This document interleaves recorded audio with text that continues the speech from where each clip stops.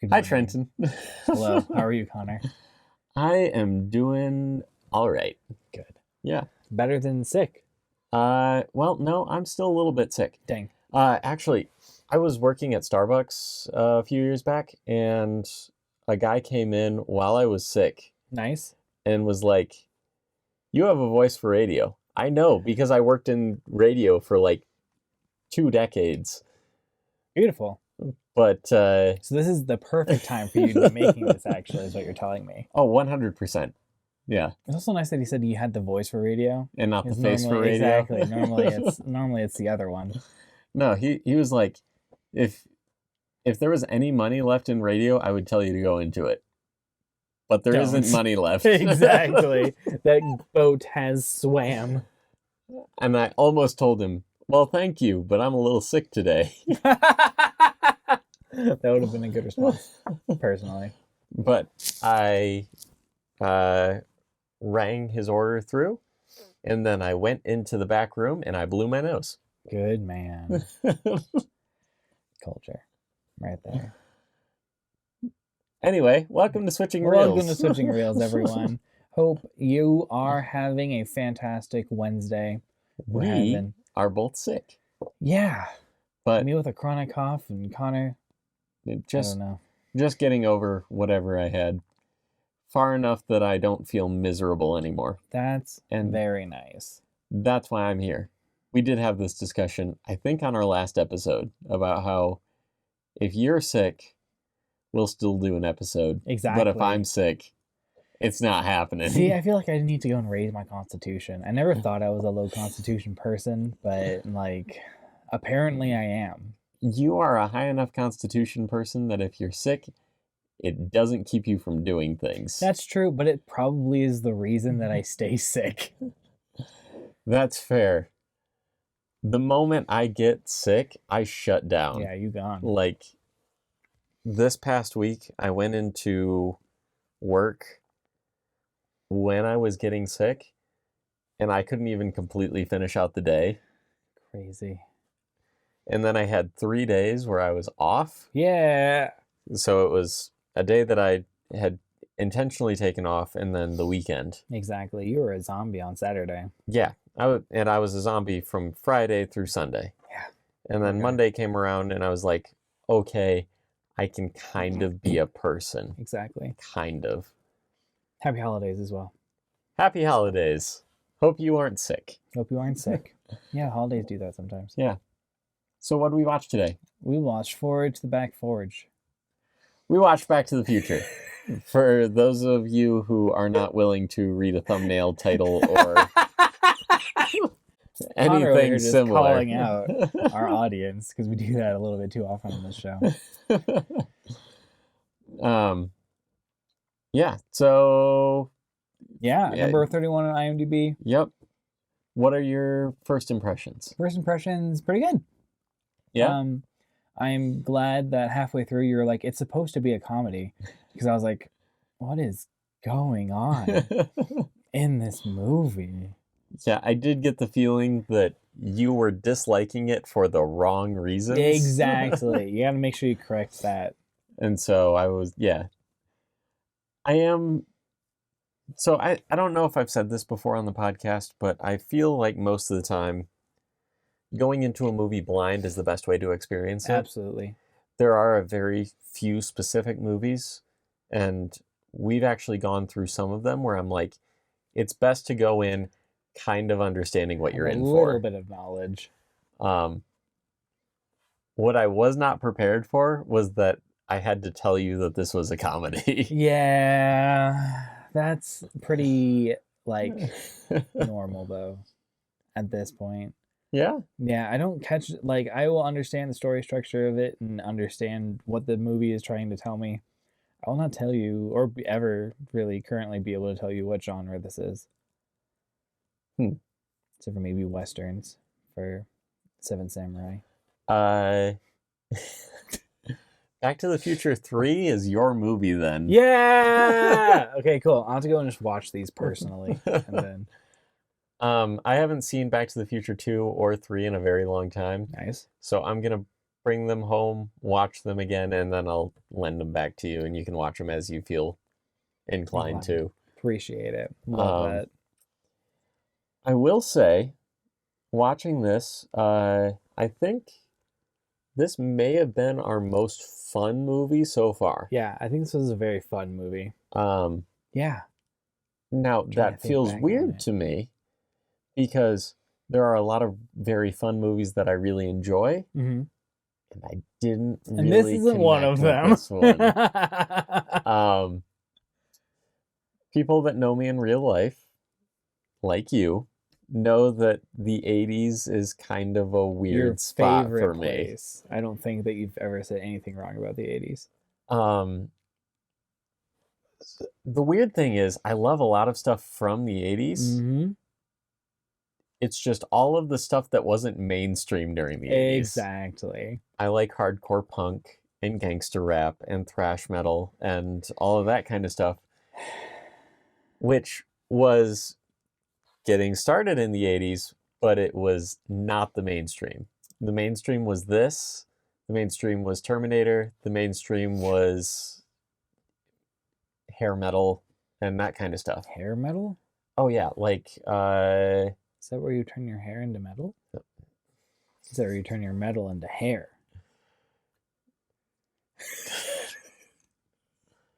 Is it a combination Trenton, of the sometimes you have to be faking. Only sometimes, though. No, Why hair do they metal. call it hair metal? Hair metal was like the rock of the 80s. Like, Is it because of headbanging that it was called hair metal? it was called hair metal because all of the guys that were in the bands had like long hair, and like that was I don't It's know. such a strange description. It was The 80s it was and that, long, like luscious hair kind of thing. Like you think of Journey, right? Okay. That's quintessential hair metal. Nice. Uh, Your favorite band? is it? No. Okay. Yeah, so the 80s is a weird time for me. As far as like obviously I wasn't alive during it, but as far as like You my wouldn't know. interaction with the pop culture, it was a weird time for me. I love the 60s and 70s. The 80s killed the 70s, and I will never forgive it for that. Valid. And then the 90s came along and was like, oh, all the optimism of the 80s, we killed that. We're depressed now.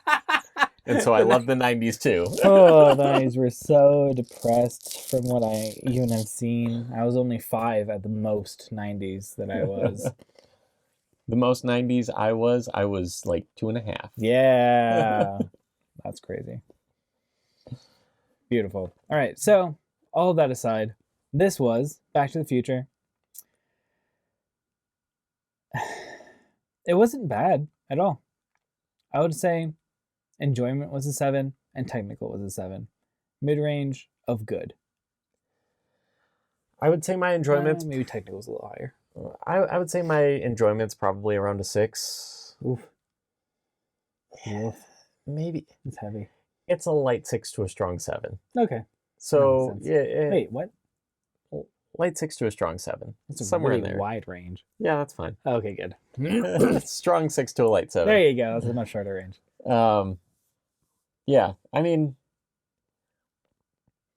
I don't know. I like it for some things, but I guess I can't say that I love this movie at any point. Yeah. I love some moments from the movie, Totally agree. but at no point can I be like, yeah, this movie just really speaks to my heart. Yeah. You know? And some of it might be nostalgia. I was right? going to say that same thing. And I don't know if we brought this up on the podcast before, but I do not have a nostalgic bone in my body. No, you have a couple and you hunt them down to make sure that they can be imprisoned. I mean, And maybe studied for that's the future. case. Sometimes, like, there are moments where you have pieces of nostalgia and you're not sure what to do with it, which I love seeing.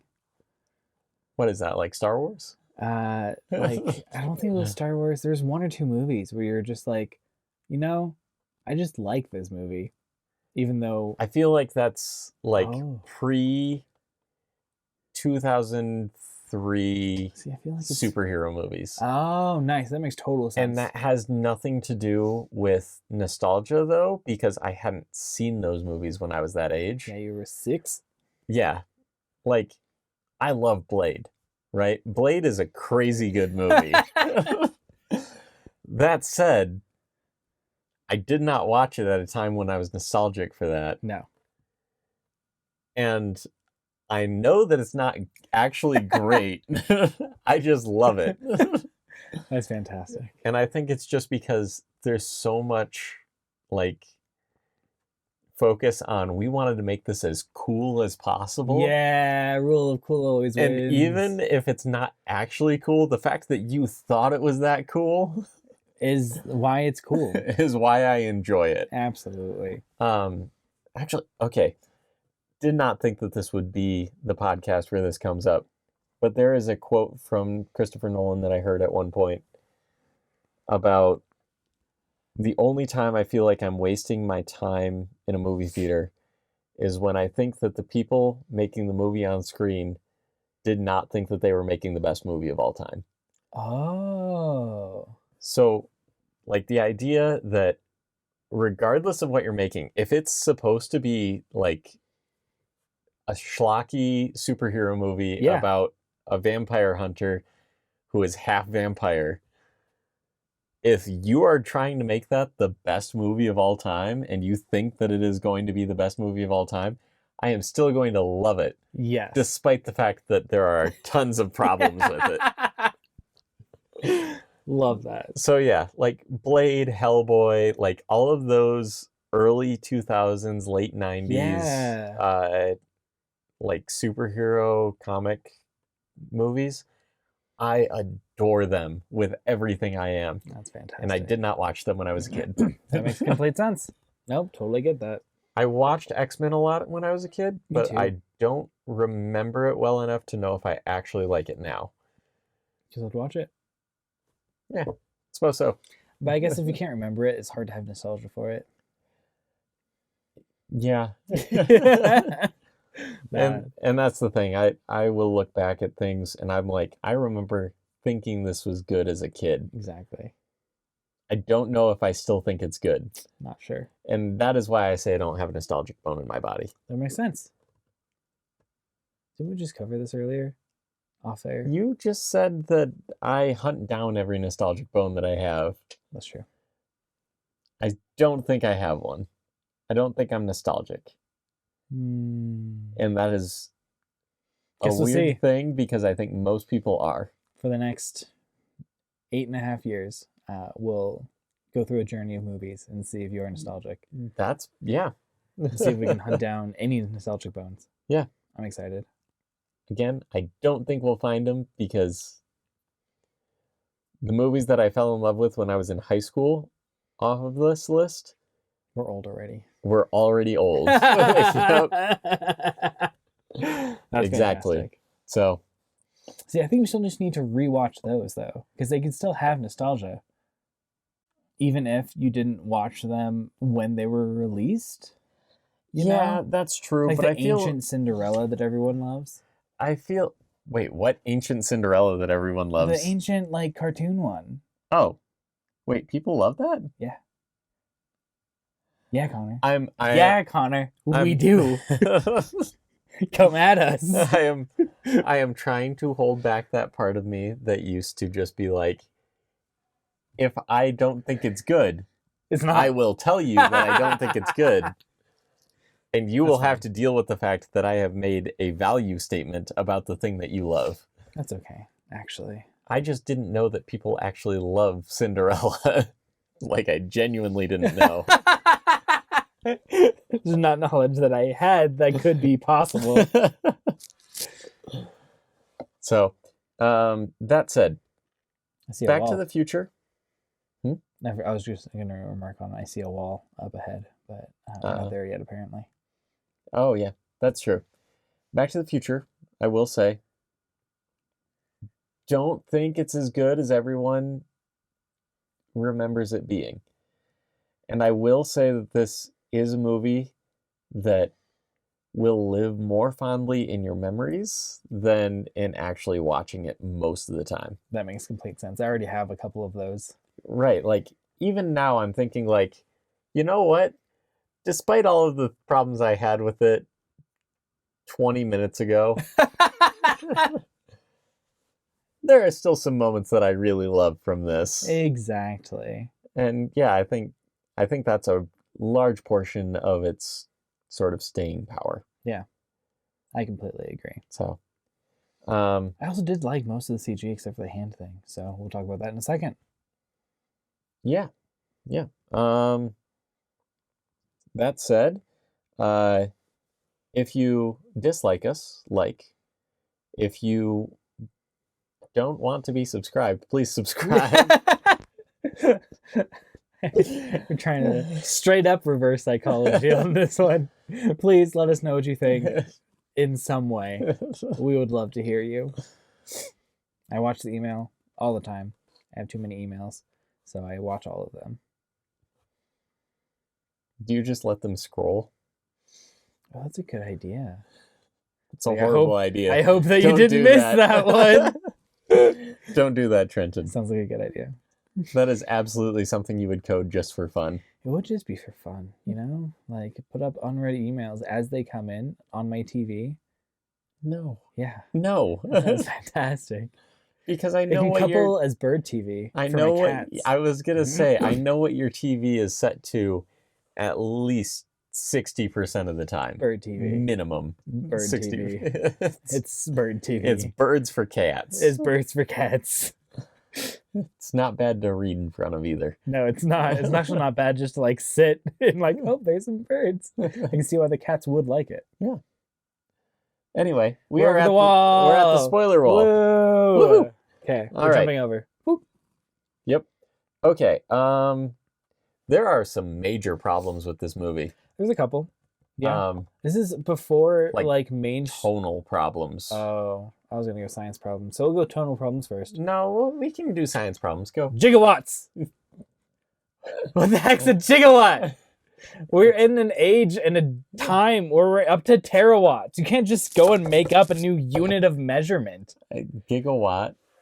No, that's a thing. Yeah, It was I know it's a already thing. gigs. Like even back then, we were talking about things in giga things and mega things and killa things. But I feel like if you're talking about Doc Brown, the whole idea of him is that he is a mad scientist that does not interact with the rest of the scientific community.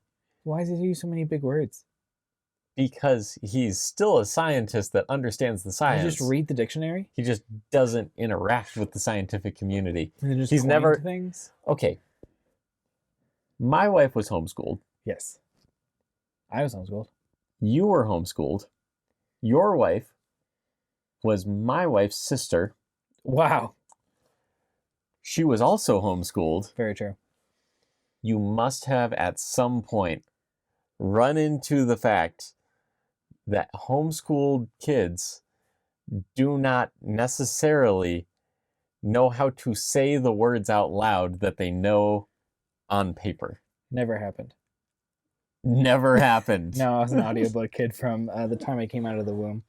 I knew exactly how. I'm they're not talking pronounced. about just you. I have heard your wife and I have heard my wife both say things that I'm like, My favorite is Meisled. excuse me? Meisled is such a good word. Anyone hearing the word Meisled knows what it means. But it's not a real word. And my wife didn't know that until college. For those of you who are not aware of this story, the word is misled, It's misled, not Meisled.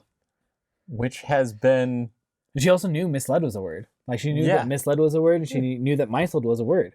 And she would use both of them in different contexts. Like Meisled is being like a little tricksy imp, and misled is misleading someone. And you know?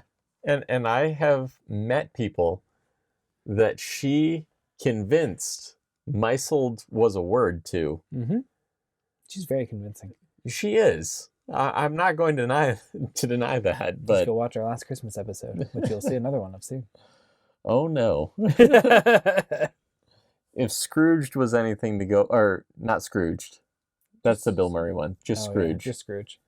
If that was anything to go by, this next year will be lots of fun. Fantastic.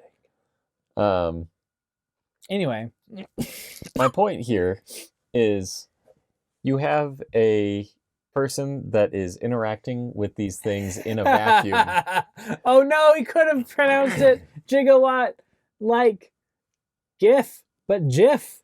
Yeah, exactly. He's interacting with these concepts. The first one a J? Anyway, you're right. Yeah. You're right. So yeah, I see. Wow, absolutely. I hadn't even thought about that. Yeah. He's just a Jiffer. Oof.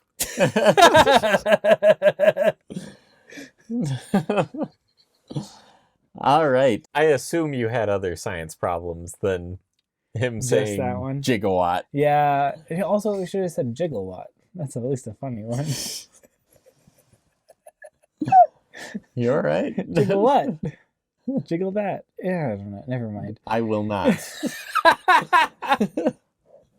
Thank you. Appreciate that. You're making me laugh too much on this one. I'm sorry. That's okay. Let me see. It's to keep myself from talking. 88 miles an hour? That's very interesting as well. But Yeah. most of the time, the thing that I thought was really interesting was this was before the now mainstream multiverse theory. Yeah. They were still just in the same timeline, you know? Yep. Such that what he did technically kind of created an alternate timeline, but they didn't call it that because he went back to a time that he never knew. Right. He has none of the memories. The person that left that time just so happened to still be friends with Dr. Brown. Right. Yeah. That was... Even though his entire life was completely different. Yeah. So... That was something that... And I recognize that this is supposed to be more of a fun movie and that kind of thing. Exactly. So... But no, this one was one where I felt like I was able to give it a little bit more leeway with this, where I'm just like, you know what? When I watch Futurama and they deal with time paradoxes and things like that, I kind of just accept what they're doing because it's for the joke. Yeah. And so with this movie, I was like, I am accepting it because it's fun. Yeah, and it is. It was a good time for it. That said, if I really wanted to get into the paradoxes that he creates, they are insane. So many. The fact that the parents he knows are the same parents that were together in high school. Yeah. When he gets there, means that the next time that he has to go back, when he has changed his parents, he's going to have completely different expectations for who they are. It's going to be just a giant cascading weird. Yeah. There's a lot of timelines. But again, we're not talking about timelines. They don't exist. There's one that we're just going to keep messing up and or not messing up. Eventually, the timeline will be completely destroyed, but you won't care because you're not there. Yes. By the way, back in our Forrest Gump episode, I mentioned the weird theory that Robert Zemeckis is racist.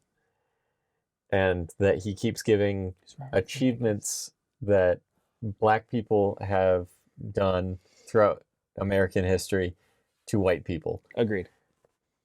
This is probably the strongest example when he goes up and plays Johnny B. Good and Marvin Berry calls up his cousin Chuck and says, "Hey, you know that new sound you're looking for? Well, listen to this." Here it is. Ooh. I thought this... So who is that? The person? Because I thought this was a Spielberg movie. Robert Zemeckis? Mm-hmm. Spielberg directed this. Or not directed, produced this. Got you. But Robert Zemeckis was the director of this as well as Forrest Gump. Nice. So, yeah. Okay. So there is the theory does just get stronger. It does get stronger. Yeah. But it is something where it's like, there's no way that the guy was actually thinking through, like, I can definitely take all of these achievements from black people and give them to white people. I don't think this is an obvious bias, just a like weirdly strong subconscious bias. Yeah. Yep. Strangely pervasive. But no, I do think that this movie is a lot of fun. I just don't necessarily. We didn't go over whether we think it should be on the top 250 list. Oh yeah. I think whether it should be on the top 250 list is questionable, and it definitely should not be as high on the top 250 list as it is. I feel like it's better than Terminator 1, which we recently watched. So, if Terminator 1 deserves to be on the list, this one deserves to be on the list. Okay, that's fair. My logic. Yeah. But not at 30. Yeah. It's not that much better than Terminator 1. And it's not, like, so close to being as good as Terminator 2. Right, yeah. As it is here. Which, not... So the next movie we're going to watch is Spirited Away. Oh my gosh. The one after that is The Pianist. I haven't seen that one yet. The Pianist is in my top 10 movies of all time. And also, it's above Spirited Away. Kind of... I guess we don't have enough weebs watching movies. Like... Okay. I have slightly controversial, not very controversial, but slightly controversial opinions on Spirited Away. I'm excited for this, for the next week. Mostly, I think that it is among the weaker Miyazaki films. Oof. That's my personal opinion. You don't have to agree with it. I think that it's brilliant in a lot of ways, but I think every Miyazaki film is brilliant. Completely agree. So no, I don't think this should be... I really don't feel like it's as high. Like, it shouldn't be this high. Yeah. No. I do think there are a lot of... This is a movie of moments. Yes. That a lot of moments in this are really, really great. Really solid. But as a cohesive film, it just doesn't quite gel as nicely as you would like it to. Yeah. Though, like, going back and thinking again about it in context, this is 85. Yeah. When did the first Star Wars come out? Obviously after this. No, before this. Yeah, before it was 79. So, I think they were most of the way through the trilogy. They may... I don't remember when Return of the Jedi came out. Yeah, but that makes sense. So, this one, I feel like the CG was actually, like, generally really good still. And a lot of I really liked a lot of the pyrotechnics. They were fun too, and the set design was nice. Yeah, and like technically, actually, I think this movie was higher than I gave it credit for originally. Not from the plot perspective or from the tonal perspective, or from the we're making a movie perspective. Okay, so the spectacle is great. Yeah. Sorry, I'll let you. You're all good. Okay. It's interesting that you brought up the plot, because when I was watching this time, I realized plot is really the only thing that this movie has going for it as like a through line. Yes. There is no character arc of the main character at all. No, he doesn't change. He is the same character from the beginning to the end. Gets rewarded for going back in time. Yeah. There is a very slight character arc for his dad. Yep. And that's it. His mom is the same character from beginning to end, except after she kisses him, she's like, oh, weird. I thought I would enjoy kissing you. I thought it'd be hot. But actually, you're like my brother. Again, taking too much from Star Wars here, guys. Which I don't think we actually knew. No, we did at that point. We have Empire out, so. Oh, yeah. Well, we didn't know that they were brother and sister in Empire. Until Return. Yep. You're correct. So. But yeah. It just felt strange. Yeah, like the fact that Marty doesn't really grow at all, he feels very childish through the whole thing, The entire thing. which, to be fair, he's supposed to be a teenager. Yeah, 17. I like to think that I was more mature than this at 17 years old. That probably Were wasn't the you case. in the 80s more mature than he is? In the 80s, I did not exist, so I'm going to say yes. Ah, there you go. Well, I feel like by definition, since you didn't exist yet, you were more immature. I think you could make a Schrodinger's argument here and say that I was both more mature and less mature at the same time. We couldn't observe you, so feel whatever stage you wanted. Yep. It's going to get into some very meta conversations that we don't have time for. So you were saying tonally, though, this one feels a little bit weird. Yeah. So, okay. The fact, number one, that halfway through the movie, I had to tell you that it was a comedy. Yeah. In order I didn't for get you it just off the bat. Yeah. That's part of it.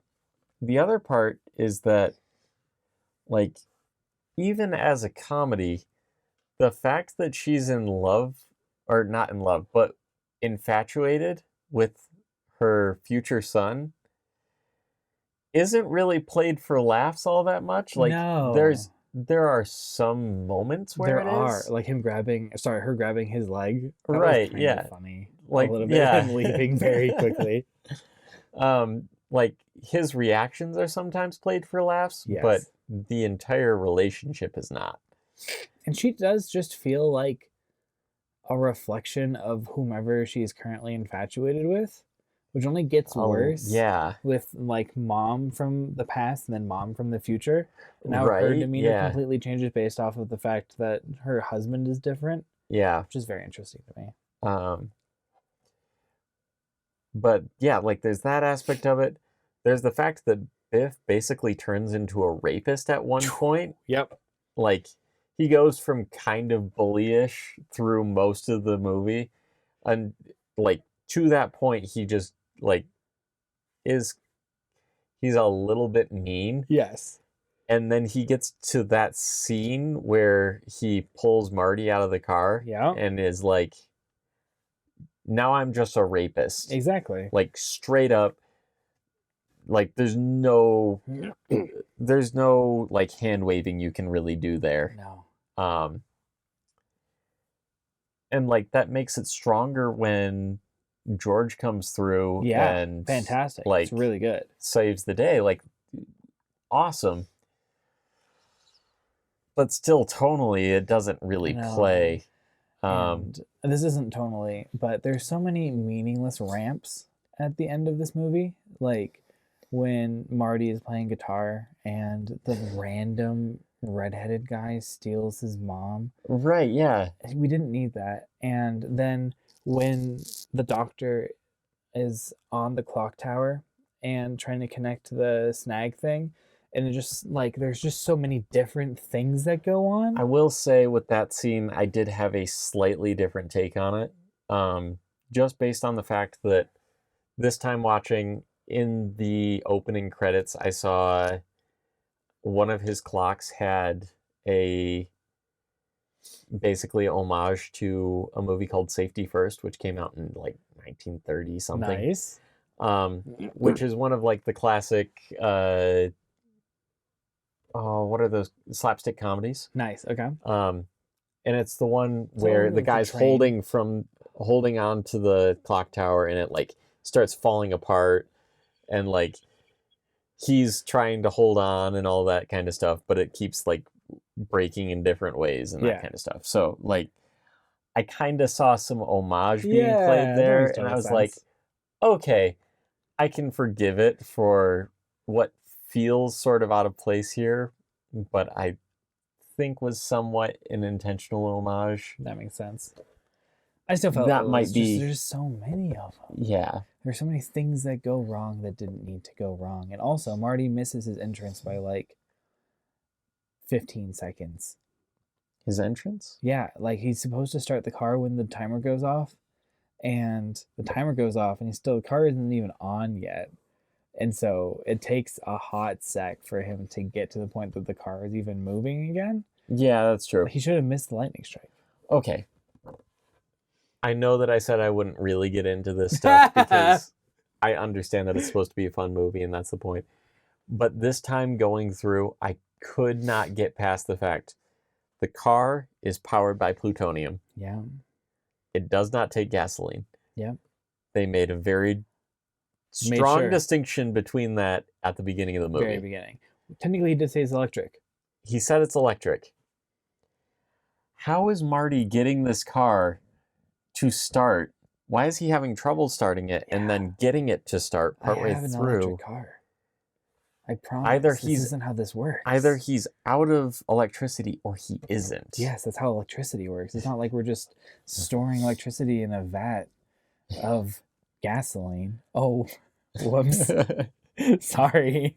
Like maybe there's a backup generator in the car. How do they keep getting the car to where it needs to go? Yeah, because he said the starter was bad, which is the reason that the original thing was. And starters start engines. Yeah. That's what their start. That's what bothered me. It was not necessarily like the idea of him being able to get up to 88 miles an hour on this or anything like that. It's the idea that he keeps having trouble with starting the car. Yes. But he also is able to start the car. Yes. One of these doesn't fit with the other. Especially if it's electric. Ooh, yeah, I completely agree. I mean, but again, this is... And the other thing that I was thinking about with this is I can't think of a movie before this that was as dedicated to making it fun. That's very true. There are movies since this that I think are far more fun, but I don't think that I can think of one before this that was as heartfelt in its attempt to just be a fun movie. Be a fun movie. Like, you could tell that. Like, at least partway through the movie, like, hey, I can't tell this is a comedy, but I can tell that you're not taking yourself seriously, and that's okay. Like, that's the purpose. So right, yeah. That was nice. The 90s is when fun movies get really fun. Yeah? Like what? We'll watch Lock, Stock, and Two Smoking Barrels and Snatch, which are both by Guy Ritchie. Those movies are insanely fun. That sounds fantastic. So good. Yeah. There aren't really themes to go over in this movie. I mean, don't stand up for your woman, I guess. Yeah. That would be it. Stand up to bullies. Yeah. Go back in time if you have the opportunity. I feel like that's the theme you took from it. But I don't Make sure you test all of your experiments on your pet dog before anyone else. Okay, yeah, that was messed up. We had no idea Feinstein was going to survive this. No clue. And he used a remote control. Yep. Like an RC car. He used his car as an RC car. His car is an RC car. Why is that not the cool invention? Exactly. Your whole car is an RC car. Do you know how many car accidents I would have caused by this age? Exactly. If my car could be an RC car? So much missed opportunity.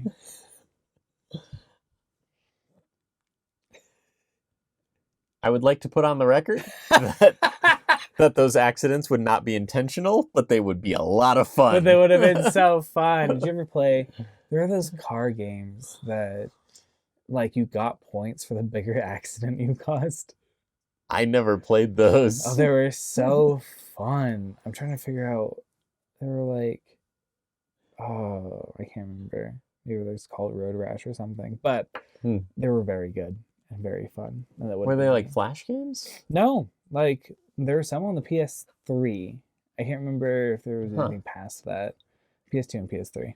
I know, like on the PS2, I played a lot of the like BMX versus ATV stuff. Totally. But you didn't get points for crashing. You got points for doing lots of tricks and then landing it. Always good as well. Is it called Carnage? Road Rage? Road Carnage?